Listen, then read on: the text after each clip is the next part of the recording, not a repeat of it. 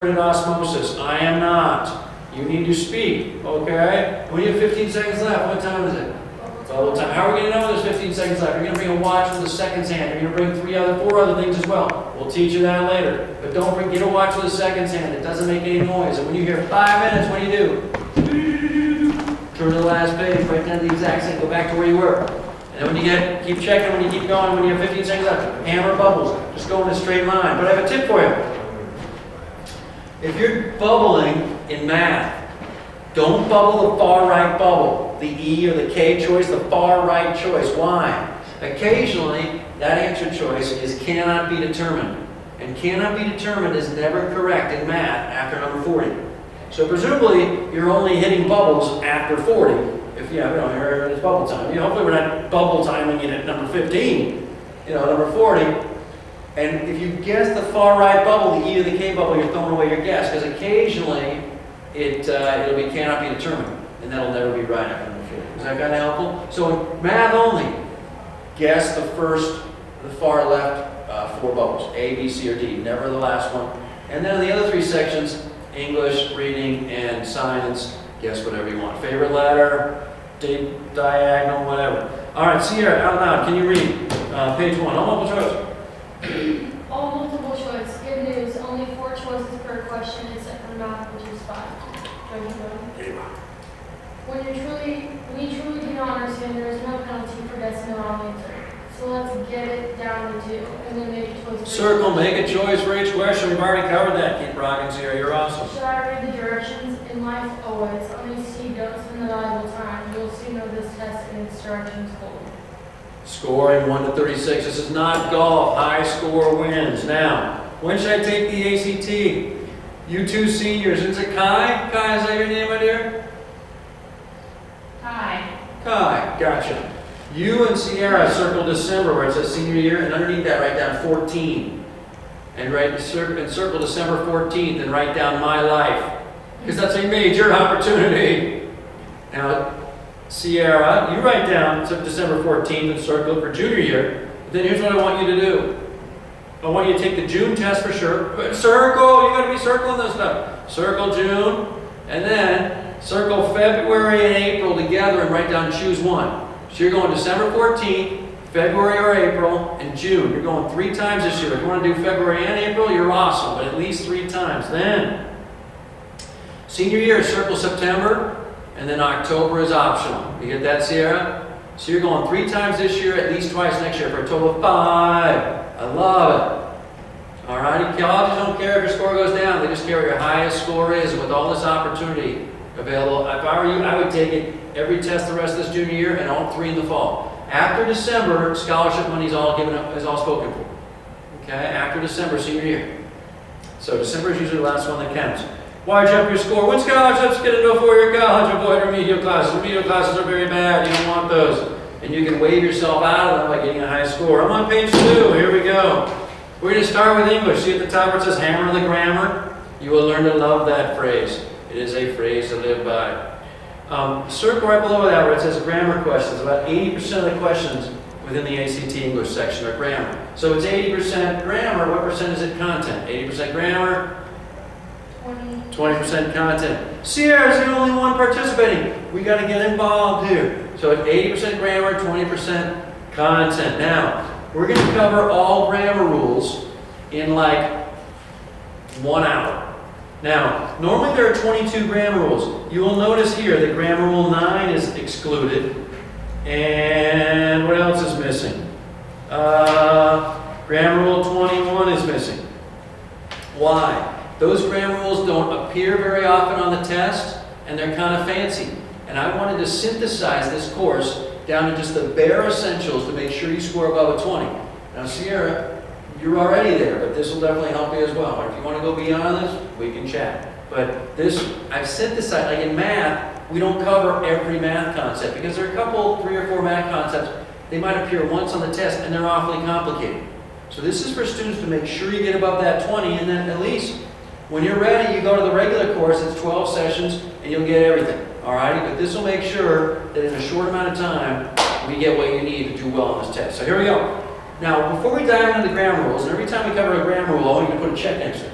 I need to describe to you what an English question looks like. There's a sentence, and there are multiple words underlined. And you got to decide, is that the right answer? A, no change. Or is it B? Or is it C? Or is it D? One more time. There's a sentence, multiple words underlined. Is that the right answer? A, no change. Or is it B? Or is it C? Or is it D? That's the task at hand. Ready? Now let's go over all the grammar rules. Here we go. Grammar rule number 1, put a check next to this. You will love this grammar rule. Less is more. Always go with the shortest answer unless the shortest is horrible. Always go with the shortest answer unless the shortest is horrible. If me speak badly is the shortest answer, don't go with it. Otherwise, you always go with the shortest answer. Got it? Grammar rule number 2, put a check next to it. Honor thy commas. When you hit a comma, folks, I need you to exaggerate the pause and the inflection change. Exaggerate the pause and the inflection change. Bob, the fastest runner, ran in for the touchdown. Whenever you hit a comma, I need you to exaggerate the pause and the inflection change. You go to another, later in the sentence, you hit another comma, exaggerate the pause, back up to where you started. The inflection changes can tell you when you need to use a comma or not. This baby has like 10 questions on commas. That's major. And there are only 75 questions in English, of which 60 deal with grammar, of which 10 deal with commas. You can see what the stakes are here. Commas are big. We're going to exaggerate the pause and the inflection change. So you're saying, hold on, I'm not talking out loud. I know. You need to do the next best thing. Loudly vocalize in your head. So it's not just a sight test, it's a sound test. Loudly vocalize in your head, and when you hit a comma, what do? Honor it by exaggerating the pause and the inflection change. Grammar rule 3, Kai. A full sentence has 3 components. What are they? Number 1. 2. Good job. What? Number 2. Good job. What's number 2? A word. 3. A complete. Circle complete thought. If you have a complete thought, folks, you have a full sentence. I know what you're thinking, subject, verb, subject, predicate, but hey, if you have a complete thought, you've got a full sentence, or what could be a standalone full sentence. What's a complete thought? It's a collection of words that's fully understandable. Bobby ran, Eddie walked, Sally talked. It's a collection of words that's fully understandable. Go! Is that a complete thought? If I yelled go, will you fully understand what I'm asking you to do? Yeah. What's the subject of that sentence? You understood. What's the subject of that sentence? You. Go's a verb, right? Let's try another one. Help! If I yelled help, would you know what I'm saying, or would you say to yourself, incomplete thought, and keep walking? What's happening? Is help a complete thought? Help's a complete thought. What's the subject? You understood. Sierra, we're okay? You can yell out loud. Don't wait for them to answer. You just fire away. All right? My point is this. A complete thought has nothing to do with number of words. You can have a one-word complete thought. Go, help, run, stop. Or you can have a two-word complete thought. Bobby ran, Eddie walked, Sally talked. Or you can have 15 words of gibberish. Got it? Number of words is irrelevant when it comes to whether it's a complete thought. What is relevant? Whether the collection of words is fully understandable. Okay? Now, if you're not sure whether that collection of words is fully understandable, pretend that somebody walks up to you, says those words, and walks away. And if your reaction is, okay, it's a complete thought. If your reaction is, incomplete thought. Got it? So, Alicia, the guy in the red jacket. Is that a complete thought? No way. I don't know. Nice. No way. No way. The guy in the red jacket is really nice. Is that a complete thought? Yes, got it? So if you have a collection of words that's fully understandable, you have a complete thought. And thus you can have a complete sentence, or a full sentence, meaning you get a period, exclamation point, colon, or semicolon. Let's check that out. I'm on grammar rule number 8. We're skipping ahead to grammar rule number 8. Put a check next to it. This is a major grammar rule. A semicolon, folks, is the same thing as comma and. Circle, comma, and. So when you see a semicolon, I want you to treat it like comma and. You take your pause, you drop an octave. Remember, you honor every comma. You treat it like comma and. You take your pause, you drop an octave. You say the word and only then keep reading one more time. When you see a semicolon, you treat it like comma and. You take your pause, you drop an octave, you say the word and, you keep reading. Alrighty, now this is major, circle it. It's bracketed by two complete thoughts. When you have a semicolon, you must have a complete thought before and a complete thought after. Very much like a period. Over to the right, write this down. Equals a period. Because, of course, a period has a complete thought before and a complete thought after. So why do you think we ever use semicolons? Why don't we just go complete thought period, complete thought period? Why don't we ever go complete thought, semicolon, complete thought period? Because those two complete thoughts are what? They're extremely closely related. Ka-ching, nailed it. Alrighty? So normally when you have two complete thoughts, you got a period between them. They're two separate sentences. But you could also have a semicolon between them. More on that later. Grammar rule 8, letter B. What's a colon? You know this. A colon means you're about to have one or more examples. I know what that guy's after, Bing, power. I know what that guy's after, Bing, power and money. So it could be one example, power, or multiple examples, power and money. Got it? Now this is major. What comes before the colon? Circle it. A complete thought precedes a colon. You gotta have a complete thought before a colon. So, Sierra, when you hear the Bing, that's a colon. Ready? Tell me if this sentence is okay. My three brothers, Bing, Ed, Bob, and Jim are nice guys. Is that okay? No way. Why? Because it's not a complete. You're on fire. Is my three brothers a complete thought? No way. What do you have to have before a colon? You just circle it. You need a what? A complete thought. Good job. Now check this out. My three brothers are nice guys. Bing. Ed, Bob, and Jim help old people. Kai. My three brothers are nice guys. Colon. Is that okay? Yeah. Nice job. That's a complete thought. Now, let's go on beyond the colon. Ed, Bob, and Jim help old people. Is that a complete thought? Ed, Bob, and Jim help old people. Yeah, absolutely, it's a complete thought. If I would come here and said, hey, Ed, Bob, and Jim help old people, you'd be like, okay. You would be like, complete thought, I don't know what you're talking about. All right? So, my three brothers are nice guys. Colon. Ed, Bob, and Jim help old people. I have two complete thoughts with a colon in the middle. What did I just tell you? Normally when you have two complete thoughts, you got a period in the middle and it's two separate sentences. But you could put them together in the same sentence with a semicolon in the middle. However, it's not very common. But you could have a colon between two complete thoughts. This is major. See if you can follow this. If you have a colon between two complete thoughts, what's got to be true about the second complete thought? It's got to be a what of the first. It's got to be an. Now remember, a colon is preceded by a what normally? It's always preceded by a complete thought. Nailed it. And it's usually followed by one example, money and power, right? But you could follow with another complete thought. It's not very common, but in any instance, whether it's one example or multiple examples or an entire complete thought, it's got to be a what. Whatever follows that colon has to be a what of the first. It has to be an example. We've got complete silence up in Norfolk. Now let's try to get this clarified. Whenever you have a colon, it's got to be preceded by a complete thought and followed by an example. That example could be another complete thought. It's not very common, but it could be. I love ice cream. Bing, I eat ice cream every week. Period. Got it? An example of I love ice cream. Are you guys tracking me?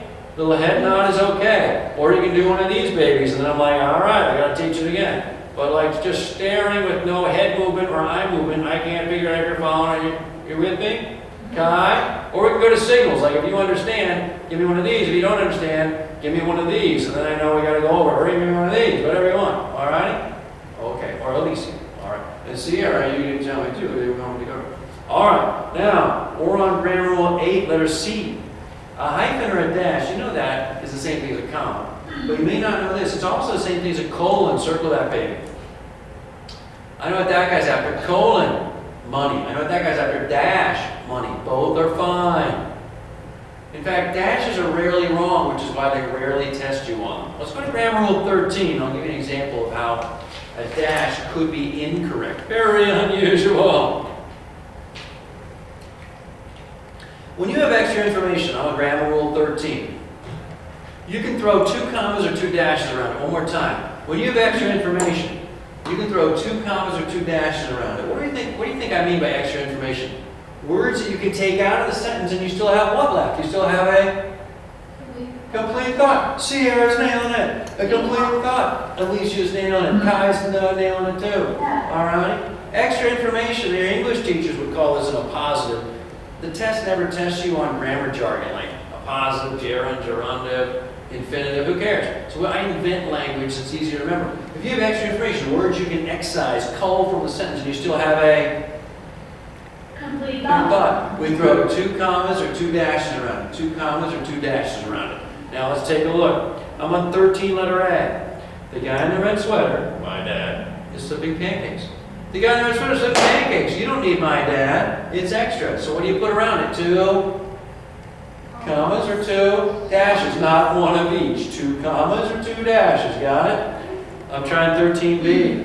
Bob jogged in for a touchdown. You don't need the fast runner, the fastest runner.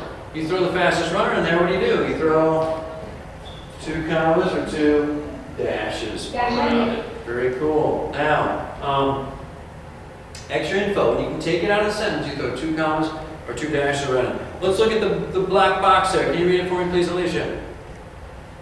However, indeed, in fact, of course, for example, and for instance, are nearly always surrounded with commas. However, indeed, in fact, of course, for example, and for instance, we always double comma those. Why? Why do you double comma those words? Because you can always what them? You can always take them out. Anytime you double comma something, it's because you're taking it out. However, indeed, in fact, of course, for example, for instance, boom, double comma.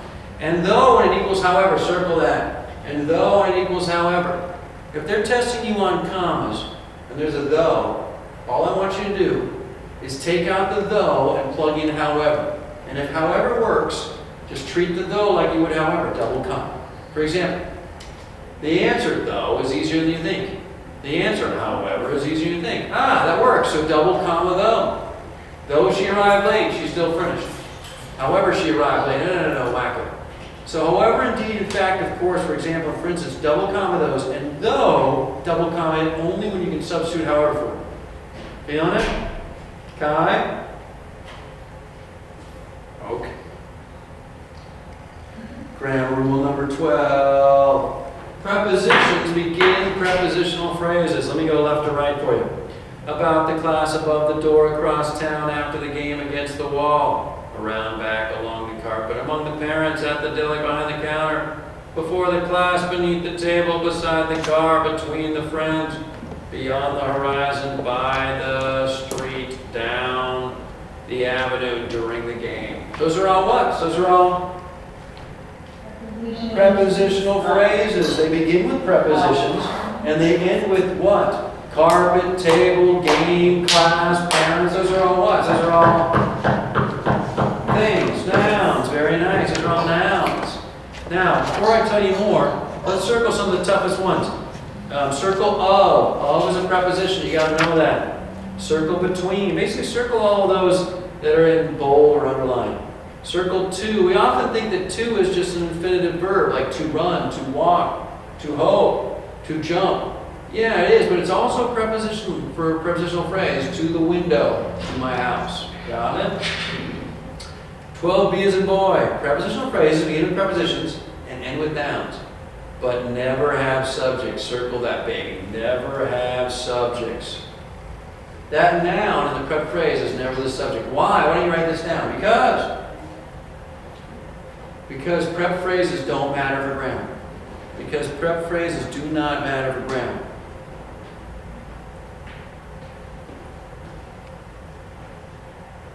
Subjects are vital for grammar. Every sentence has one. But prep phrases, they don't matter for grammar. You can take them out and you still have a what? You still have a complete thought. Don't believe me? Throw the ball to me. What's the prep phrase? Throw the ball. To me. What's the prep phrase? Throw. It's a verb. The ball is an object. To me. It's a prep phrase. You can take it out and you still have the grammar. Throw the ball. That's the essence of the grammar. Prep phrases have to do with content. 80% of these questions are grammar questions. So on 80% of the questions, prep phrases are decoys. They're distractions. Got it? Let's try another one. Park around back. What's the prep phrase? Around back. What's the essence of the grammar? Park. Oh, by the way, what's the subject of that sentence? Repeat the sentence. Park. Park. What's the subject? Park is a verb. What's the subject? You understood. Didn't we cover this before? Help. What's the subject? You. Go. What's the subject? You. You. These are all verbs. One word verb sentences, complete thoughts, okay? So park around back. Around back is content. Prep phrase have nothing to do with grammar. That's why that noun in a prep phrase is never your subject. Because subjects are vital for grammar. Got it? Let's go to grammar rule 4. Now we're going to have a tough grammar rule. We've been taking it easy. Now we're going to start swimming in the deep water. Alrighty, grammar rule 4. Subjects and verbs agree. They agree in number. They're both singular, they're both plural. For example, 4A, the butterfly is. You can't say the butterfly are, laughably horrible. 4B, the friends are. You can't say the friends is. You know that. Now, 4C, circle it. This is major. Normally you have multiple words underlined, but let's say you just have a single word underlined. It's probably a verb. Every verb has a subject, of course. Now, when you're hunting down this subject, what do you cross out? Because it never has them. Prep phrases. You guys are on fire. When there's just a single word underlined, it's usually a Verb. verb. Every verb has a Noun. Okay. subject. When you hunt down the subject, cross out the prep phrase. But you see, if there's just a single word underlined, it's usually a Verb. every verb has a Subject. when you hunt down the subject, cross out the prep phrase. Where's the subject? Before or after the verb? Bobby yelled, Eddie ran, Sally talked. The subject's always what the verb? It's always before the verb. So some kids will see a single word underlined as a verb. They'll start looking for prep phrases after it. You look before the verb. Okay? Let's put it all together. Grammar rule 4 is related to grammar rule 5. I'm sorry, grammar rule 5 is related to 4. I gotta teach you one more thing though. Each, none, neither, either, anyone, anybody, someone, everyone, everybody are all singular. Circle, singular. All of these words are singular. Everyone has a chance of changing her life thanks to joining the 5-point jump club. Someone is going to jump or score 4 points. Everyone is here. When you say is or has, are we talking about a singular or a plural subject? When you're talking about is or has, we're talking about Singular. Bobby is here. Sally is my friend. Singular, plural. Singular, yeah, my friends are here, got it? So these are all singular. Now, 5A is an atta girl. Here we go. Each of the boys has arrived, or is it each of the boys have arrived? Let's just take a poll. Who thinks it's each of the boys has arrived? Who thinks each of the boys have arrived? Who has no idea? All right, let's figure this out now. To arrive is a what? To arrive, to walk, to wave, to flap, to hope, to flex, to brush. Those are all whats? They're all Always. to vacuum, to knock. Those are all action verbs, right? To arrive is a Verb. verb. Every verb has a Subject. subject. When you're hunting down the subject, cross out the what? The prep phrase. What's that prep phrase right in the middle of the action on 5A? What's that prep phrase? I told you to circle this preposition. It's the most important one. Oh, so what's the entire prep phrase you're crossing out? The boy. Of the boys. Cross that garbage out. It's a decoy. So what's my subject? Each. Singular or plural? I had to circle it. Singular. So what's the right answer? She has arrived. But boys is plural. Nobody cares. Prep phrase. Now why did I say she there? Because I knew I had a what subject? I had a singular subject. So I invented one. Invent your favorite singular subject.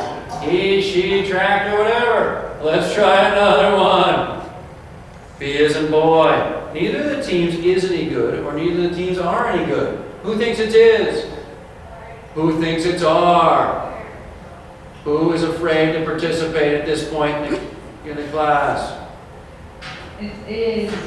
You stud. Why, Kai? Why, Kai?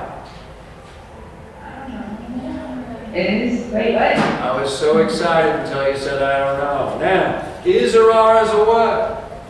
Is or are is a what? And is, are, was, were is the most common one in the English language. It's a verb. Every verb has a Subject. subject. When you hunt down the subject, cross out the prep phrase. What's that prep phrase right there on 5B? What's the prep phrase? A of the teeth. That should literally be crossed out. Get that garbage crossed out. What's my subject?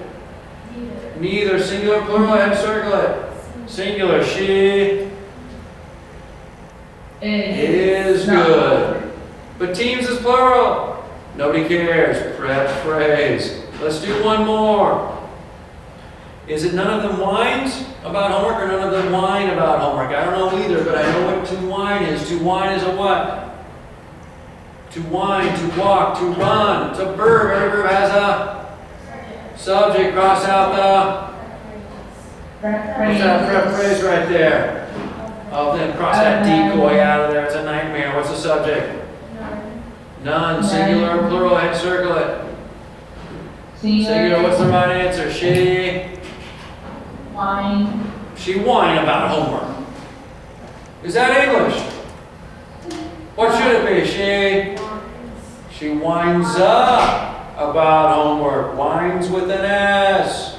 If you think she whined about homework, then go with whine. If you think she whines about homework, go with whines. Why? Because she is singular, just like none. Now, take care of D as in David. Go. I should see slashing. D as in David, you got a slash.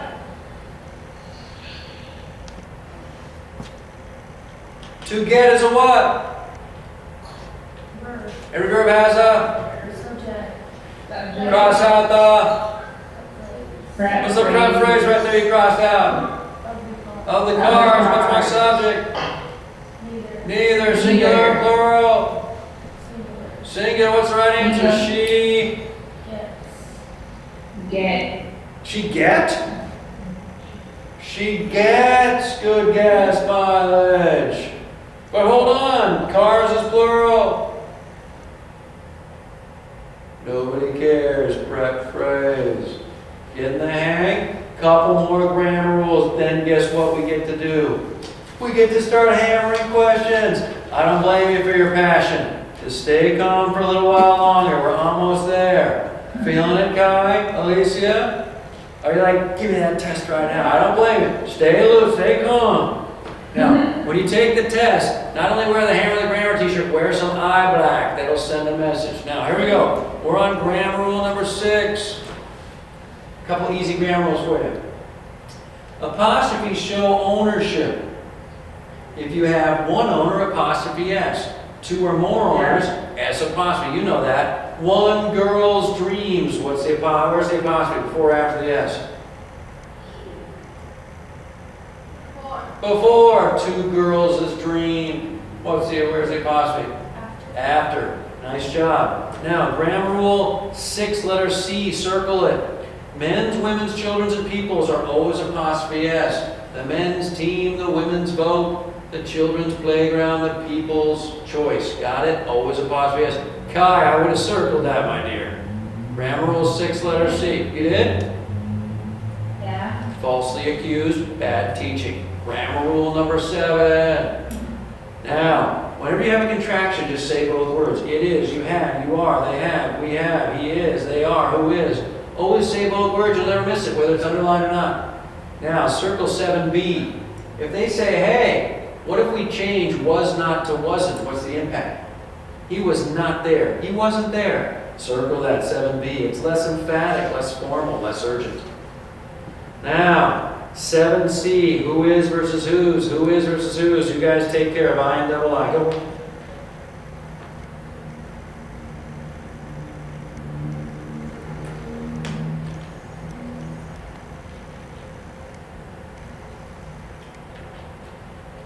All right, here's I.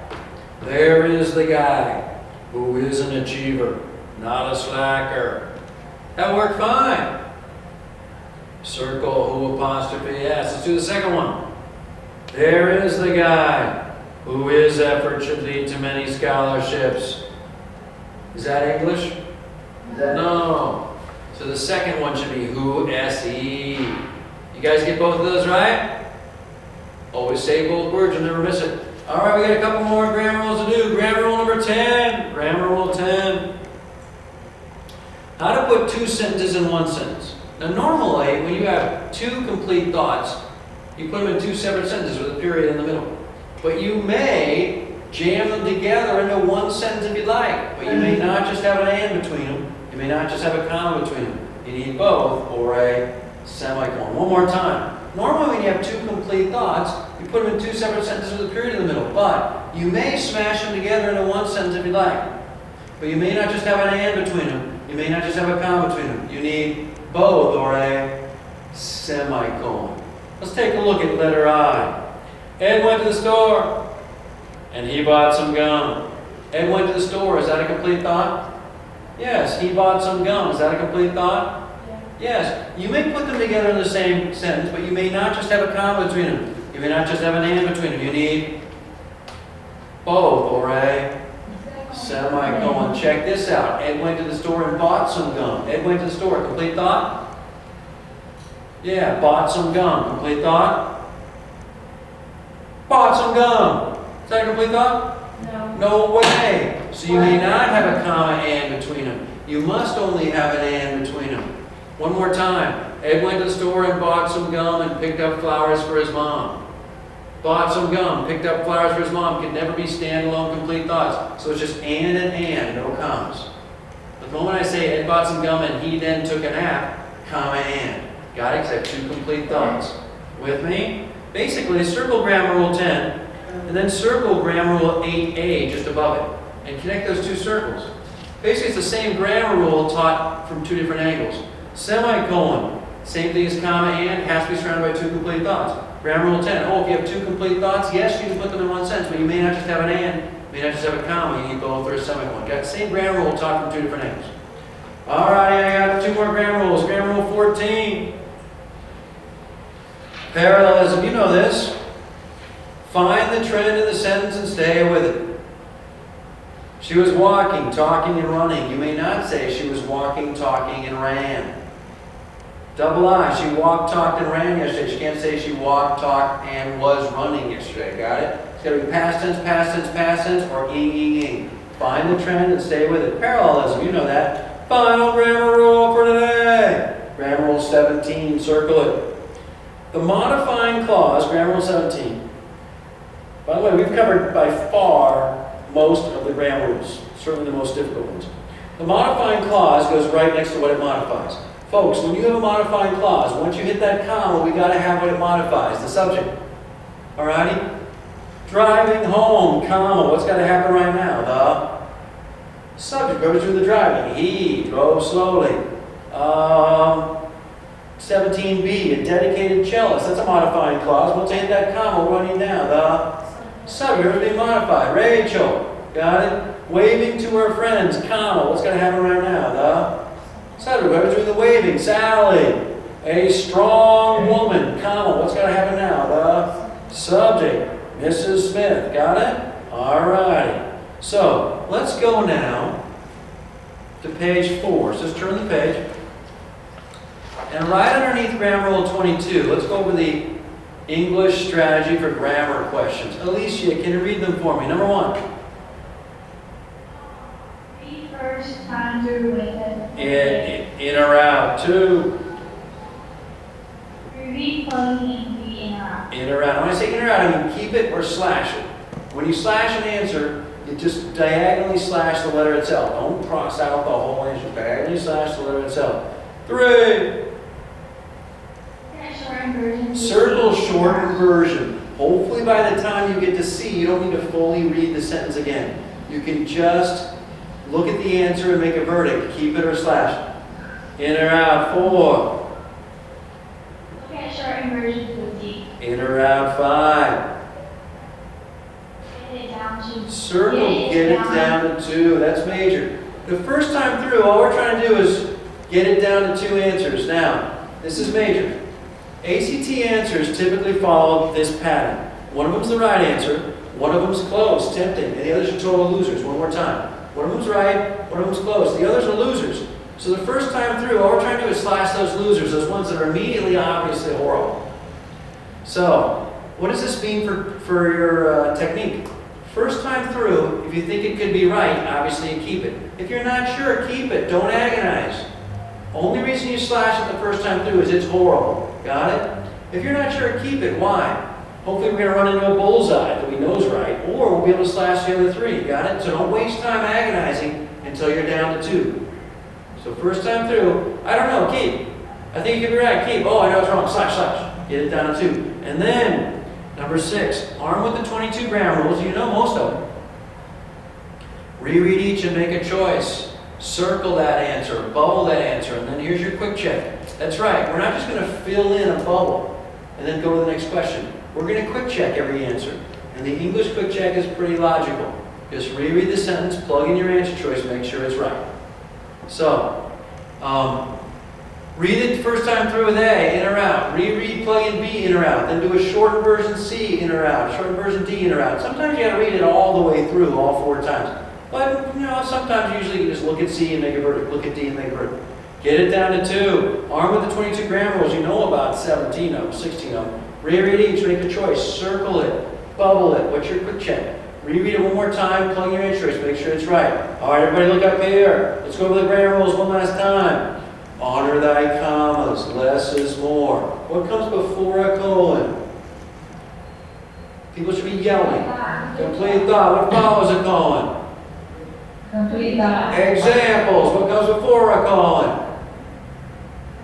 Complete thought. What follows a colon? Examples. What's a semicolon? Same thing as? And. Comma and. Surrounded by 2. Complete thoughts. Complete thoughts. What's a semicolon? Same thing as?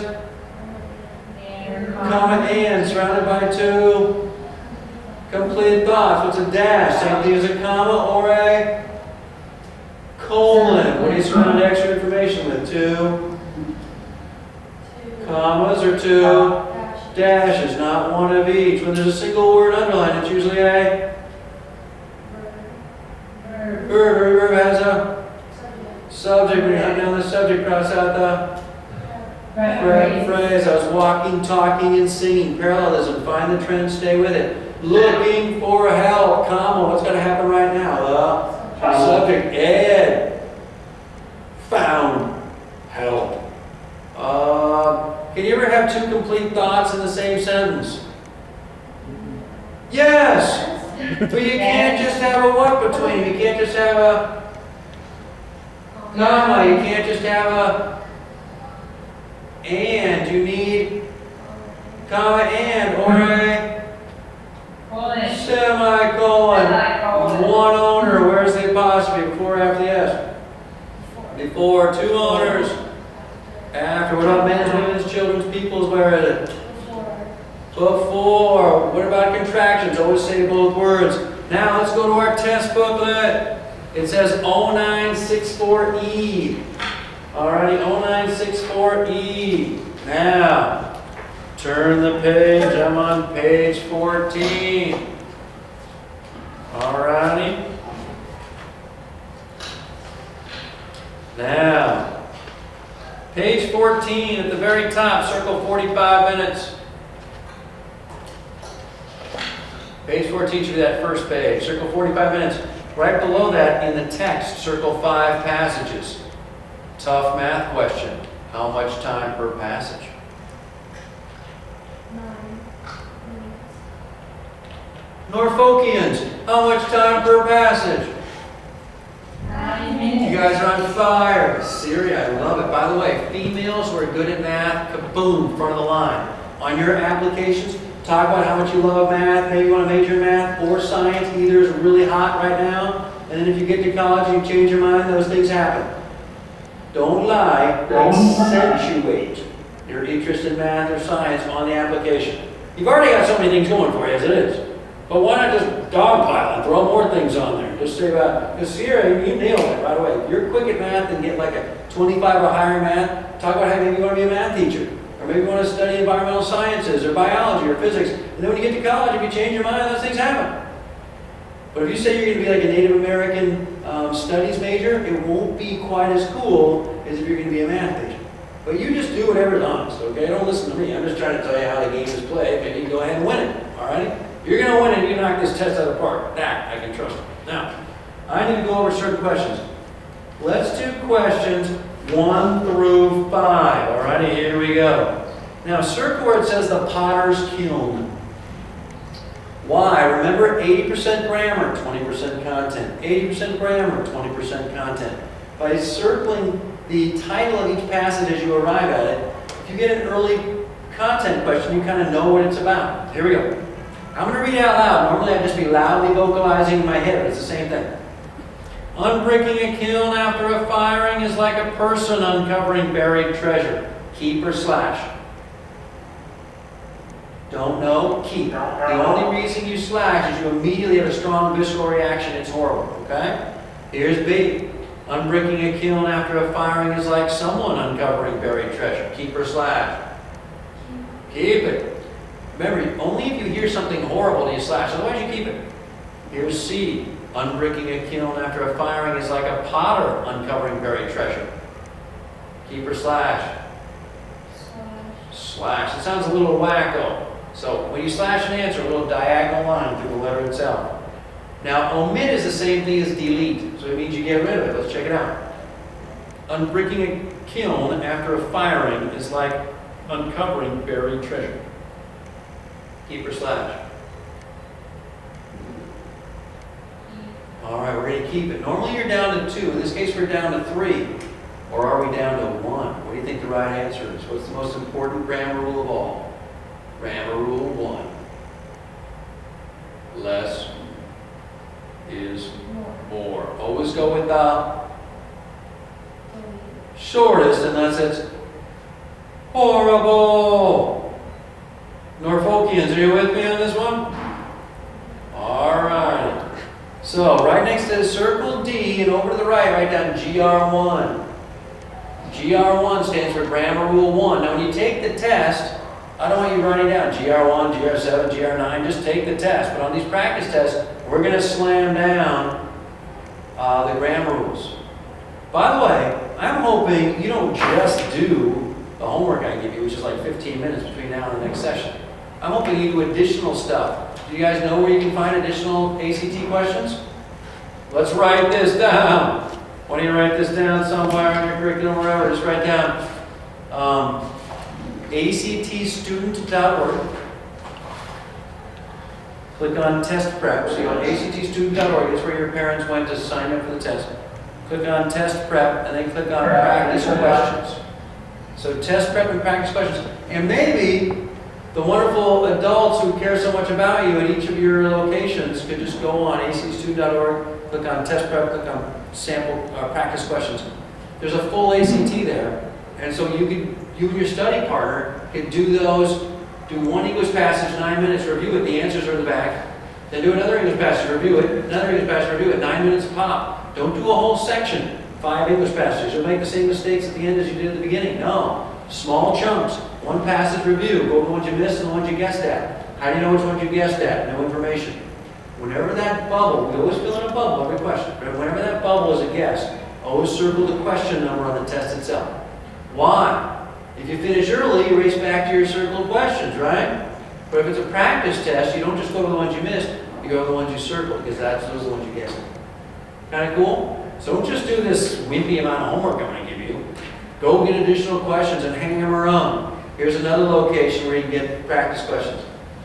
It's called Preparing for the ACT. Kai, hang in there, my dear. You're going to be okay. Preparing for the ACT. And where can you get a copy of that test? Go to your college counselor tomorrow. Say, hey, I heard about this Preparing for the ACT. Now this test we're doing now was the 2009 version of Preparing for the ACT. There's a brand new one. So you've got this test. I just gave you 2 more free tests. Get the one printed, and the other one just pick up the paper version. You and your study partner, hammer. Put in like half an hour a night. All right. We got a quick check number 1. Well, what's the right answer on number 1 again? D is in do go with the shortest unless it's horrible. Now I got to redo my quick check, plugging in D on the way to 2. Unbricking a kiln after a firing is like let me start again. Unbricking a kiln after a firing is like uncovering buried treasure. I know it's right. As the potter takes bricks away to create an opening into the oven, an expanding view of gleaming shapes rewards the artist for months of hard work. I got to go back to number 2. Oh, number 2 is our first content question. Whenever there's an actual question, you know it's a content question. Now, I'm going to read it out loud. The key for content questions is you underline the key words and you answer them literally. Here we go. The writer would like to suggest the potter's cautious pace and sense of anticipation in opening the kiln. Given that all are true, which one best accomplishes this writer's goal? So look vertically, and what are you looking for? Cautious pace, sense of anticipation. Go. Slash away.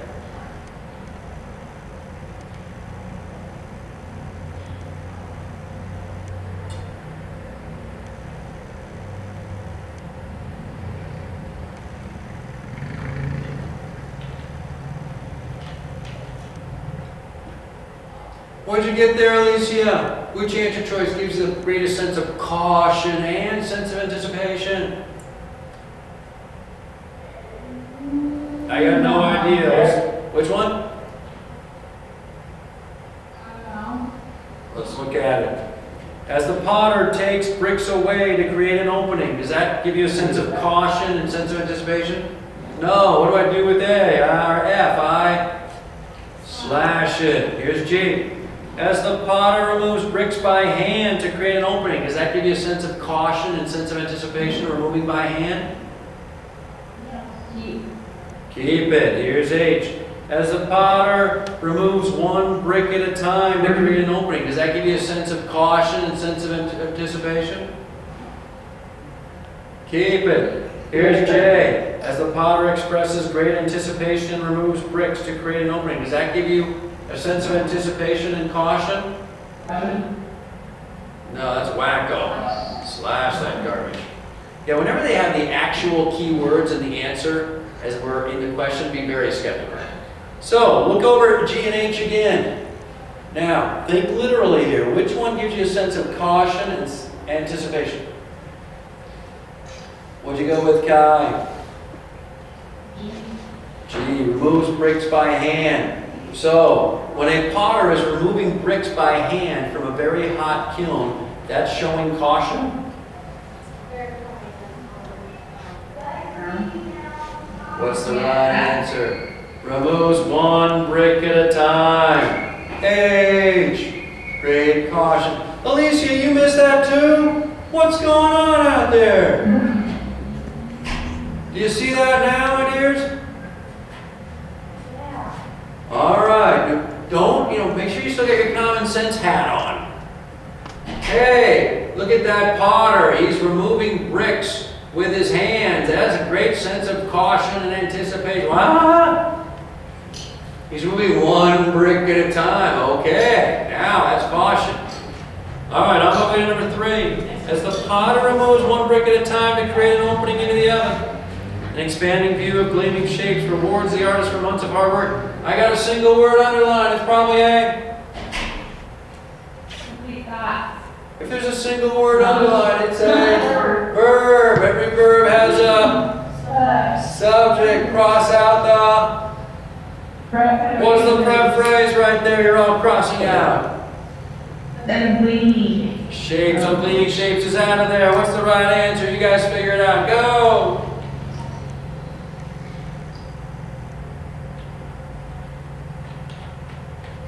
And then I want you to do 4, 5, 6, and 7. Go, and right back. Slash, slash, quick check. Don't forget the quick check. Slash, slash, quick check. Ellen is typical of many more potters in that some pieces she shapes. Keep it or slash. Sounds a little wacky to me. I'm going to slash. Here's G. My friend Ellen is typical of many potters in that some pieces she shapes. Sound okay? What'd you guys go with? What letter? Did you guys do this question? We're on number 4. I'm getting absolute silence. Let's do it together. You guys do it all, or you guys go in there right now and figure it out. I was torn between G and J. G and J. Here's G. My friend Ellen is typical of many potters in that some pieces she shapes on a spinning potter's wheel. Here's J. My friend Ellen is typical for most potters. What's the English? She's typical for most people or she's typical of most people? G. You can hear it now? What did I just do there? I created a similar sentence, but I changed it. I created a similar grammar issue, but I put it in a different sentence. Oh, I'm typical for them or I'm typical of them? What's the phrase? I'm typical of them. Did you guys get that one out there, Norfolk? Kai, you're rocking it. Alicia, what happened? I don't know. I just kind of got confused. Okay. Can you put down NHA? Thanks. All right. Did you guys get to 5? I'm going to go right to omit. Why? It's the shortest. Whenever you have an omit, or now on a modern test they say delete. If you have a delete, if you see a delete in the corner of your eye or you see an answer choice that's dramatically shorter than the others, go right to it. Why? Plug it in. If it works, you're done. There's less is more. Here we go. Over many weeks, her collection slowly grows. Is that English? Yeah. Yeah, what's the right answer? D. D is in do go with the shortest. Slam down GR1. Now, before you turn the page, over many weeks, her collection slowly grows. Circle that colon right there. What comes before that colon after grows? What comes before the colon? A. What comes before colons? Complete thoughts. What follows the colon? Example. Examples. What the? Alrighty, here we go. Let's take a look. Over many weeks, her collection slowly grows. Is that a complete thought? Yeah. Every day of the week. Clay bowls, cups, vases, and sculptures fill the studio. Got it? Examples. And by the way, that's a complete thought there. I got 2 complete thoughts surrounding a colon. She does them on racks, dips them in glaziers, and dries them again. Let's turn the page at last. All right, you guys do number 6. 1 for the road. Let's finish strong. This is not super easy.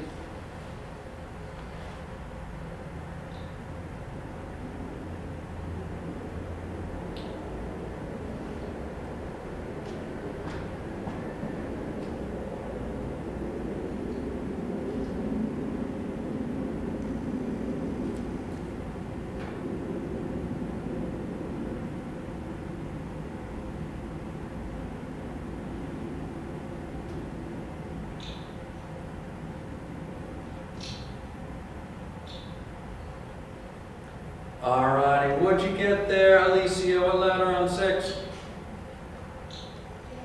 Let's try J. It's the shortest. She then carries the assortment outside to the wood-fired kiln. Brick designed to bake pottery to a hardness and transform glazes to glorious colors that drying alone won't achieve. Sounds okay. Did you guys get anything else? You all went J. What'd you get there, Kai? H. Let's try H. She then carries the assortment outside to the wood-fired kiln. A brick structure designed to bake pottery. What's better, brick designed to bake pottery or a brick structure designed to bake pottery? A brick structure designed to bake pottery. I didn't say the shortest was always right. I said go with it unless it's horrible. But if you say brick designed to bake pottery, it's not nearly as good as a brick structure. Brick structure is more clear. Very unusual that the longer answer is more clear than the shorter. Alrighty? Alrighty? Hang on, Susan, I'm almost done. I'll call you back. Alrighty. My wife calling me for a 3rd time. I'm in trouble. Alrighty. Now, let's do one more question that's very, very difficult. We'll do it together. A brick structure designed to bake pottery to a hardness and transform glazes to glorious colors that drying alone won't achieve. 7. This is a really tough content question. The writer is considering deleting the phrase and transform glazes to glorious colors in the preceding sentence. Should the phrase be kept or deleted? Let's reread it. A brick structure designed to bake pottery to a hardness and transform glazes to glorious colors that drying alone won't achieve. So if you should we keep and transform glazes to glorious colors? I don't know either. Normally I know it's a yes or a no, and I can slash the other 2. In this case, I don't know. Should it be kept or deleted? Keep it because it emphasizes that painting pottery is time-consuming. Does transform glazes to glorious colors emphasize that painting pottery is time-consuming? No. No. Slash it. This is a tough question, but you still got loser answers. Remember, you take everything literally. If you're going to go with that, it's because you think it's time consuming. Let's go to D as in David. Normally you go in order. Delete it because this level of detail is not consistent with the essay's description of kiln firing. I've never heard the level of detail question being right. I've never seen it be right, so slash that. All right, whenever you get an answer, it's like this level of detail is inconsistent or this tone is inconsistent, that's always wrong. And then this language is inconsistent. I mean, unless they start using like Middle English, I mean, it's going to be consistent. So it's B or C. Keep it because it's relevant to the essay's focus on the role of kilns in making pottery? Sure. Delete it because the appearance of the pottery is not as important to the essay's focus as how kilns function. It's a really close call. And normally when you're torn and it's really close, go with the shorter. So you go with delete and you'd be wrong. The right answer is B as in boy. Keep it because it's relevant to the essay's focus on the role of kilns. Basically, when you have the word glorious, always keep it. How do you like that for a rule of thumb? But folks, today, here's what I wanted to teach you. How you do English. You read it the first time through in or out. You reread it, plug in B in or out. Short version C in or out. Short version D in or out. Get it down to how many? Two. The right answer, the one that's in the game. Armed with the 22 grammar rules, and you know most of them. You got to review them before you do the homework, but you know them. Reread each and make your choice. Circle it, bubble it. What's your quick check? Read it one more time, plug in your answer choice, make sure it's right. Honoring that commas, less is more. What comes in front of a colon? Complete thought. What follows a colon? Examples. What's a semicolon? Same thing as? Comma and surrounded by two. Complete thoughts. What's a dash? Same thing as a comma or a colon. What do you surround extra information with? Two? Commas or dashes. If there's a single word underlined, it's usually a verb. Every verb has a subject. Cross out the phrase. Walking home, comma. What's going to happen right now? The subject. Eddie slipped and fell. If you don't have the modifying clause right next to the subject, it's a misplaced modifier. Homework. Write this down. English. Finish this passage. Give yourself 6 minutes. So 6 through 15, or 7 in our case, 8 through 15. Give yourself 5 minutes. 8 through 15. Then I want you to do 16 through 30. Give yourself 9 minutes. And then I want you to do 31 through 45. Give yourself 9 minutes. The answers are in the back. Before you do the next batch, look over the answers. Look over the ones you missed and the ones you guessed at. How do you know which ones you guessed at? You always what those? You always circle those. Wait, what was it after 16 to 30? 31 through 45. Give yourself 9 minutes. I'd love to see you do the final two passages 9 minutes each. When's the next session going to be? This is Tuesday. Today is what's the date today? 12. The 12th. So it's the 16th. It's going to be on a Saturday. I think it's like December 5th or something, actually. The test is December 14th. Oh, from face-to-face session? When's the next online session? It's a week from today. You're not having another session until Tuesday. Finish the entire English section. 9 minutes each passage. Go over each one. And then hopefully that's done by Thursday. And then guess what I want you to do? Additional practice English questions. 9 minutes each passage. And you know now where to find those. And you two in Norfolk, don't do them together. Assign them to each other. Do them individually. Correct them individually. Then go over them together. Assign the next batch. Feeling it? Alrighty. We're looking for a monster jump out of you guys. Session 2 will be online. You'll see Nathan in a couple sessions and he'll do a big review. You can always reach me by going to the website and click on Contact Us. Just go to johnbilltescript.com, click on Contact Us, and I'll get it. Because I want to hear about your progress. And Kai and Sierra, your seniors, go get them. Alrighty, bye guys.